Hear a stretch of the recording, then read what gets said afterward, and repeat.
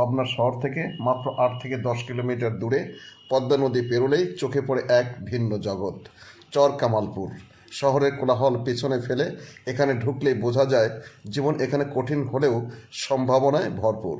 এই চরের মানুষ কেউ কৃত্রিম কাজ করে, কেউ মাছ ধরে, আবার অনেকেই গরু ও মহিষ পালন করে জীবিকা নির্বাহ করে। নানা পেশার এই বৈচিত্র্যই ধীরে ধীরে বদলে দিচ্ছে চরের মানুষ। আমাদের ধরেন কর্মচারী। আচ্ছা, কতগুলো আছে, মহিষ আছে এখানে? 47টা। দুজন না একজন? দুজন। আচ্ছা, আপনার আগে কি এই এতগুলো মহিষ ছিল নাকি বেশি? না, বেশি ছিল, কিছু মারা গেল, বিক্রি করা হলো। আচ্ছা, বেতন কেমন? বেতন আমার 2,80,000। মাসে কত আসতে তাহলে? মাসে 23,000 একটু বেশি পড়ে। 23,000 একটু বেশি। তাতে আপনার এই আচ্ছা, এই মহিষগুলা কি আপনার চুরি চামড়া এগুলো কিছু হয় না? না না, হয় না। না, এই খামারে আপনাকে থাকতে হয়? খামারে থাকতে হয়। দুজনে হয়তো একজন বাড়ি গেলেন আর একজন থাকে, এরকম? না, আমরা আছি গরু মহিষ 4জন, একজন বাসায় যায়, 3জন এখানে থাকে। আচ্ছা, ঠিক আছে, ধন্যবাদ। চর কামালপুর জুড়েই গড়ে উঠেছে এমন অনেক অনেক মহিষের খামার। এখন 450 আছে। 450? তোমার কয়টা আছে? আমার 12টা। 12টা? আচ্ছা, কয়টা দিয়ে শুরু করছিলা? আমি 3টার থেকে। 3টা থেকে এখন 12টা? কয় বছরে? মনে করেন 3টা থেকে কিনে 6টা হয়েছিল, পরে আবার মনে করেন 6টা কিনেছি, 12টা। খামারিরা জানান, আগে এই চর ছিল অবহেলিত, জীবিকার তেমন সুযোগ ছিল না। আচ্ছা, কিভাবে তুমি শুরু করলে প্রথম? আমার শুরু মনে করেন বাপ মা লেখাপড়া শেখাতে লাগছিল, লেখাপড়া সেখানে আমার দাদর ওই দাদর থেকে আমার বাড়িতে মহিষ। আমার দাদা যখন মারা যায় সেখান থেকে মনে করেন মহিষ হারা যায়, বাপসা ছাড়া বেশি খায় লাই, মহিষ মেটে যাত লাগলো, বললো অসুখ হয় আর মহিষ বাঁচবে না, মহিষ বেঁচে দিল। পরে মনে করেন চাষারা মাছ ধর গেলো, লেখাপড়ার জন্য শিখে নি, এখন আল্লাহ দিলে মহিষের পুরো আমার টান।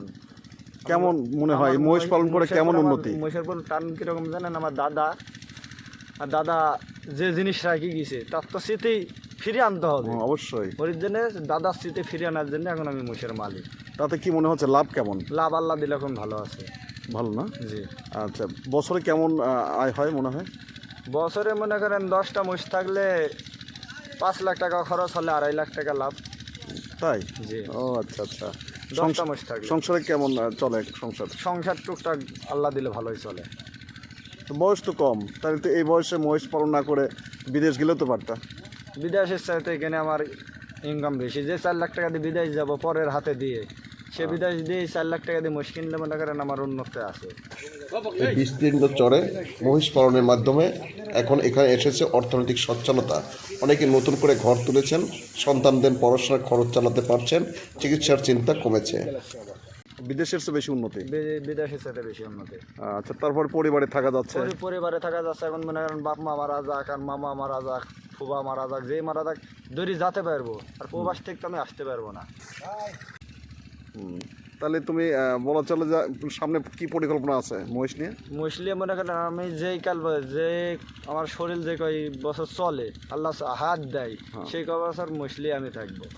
ফার্মটা কি আরো বড় করার ইচ্ছা আছে? অনেক বড়? বড় করার ইচ্ছা আছে। কেমন বড় চিন্তা ভাবনা? আল্লাহ যেন আমাকে হাত দিয়ে যত দূর আগিয়ে যেতে পারে। আচ্ছা, ধন্যবাদ, ভালো থাকো। হ্যাঁ, ওকে, আল্লাহ হাফেজ। পদ্মার চরের বিস্তীর্ণ চারণভূমি আজ যেন মহিষ পালনের এক অবিস্মরণীয় ভূমিতে পরিণত হয়েছে।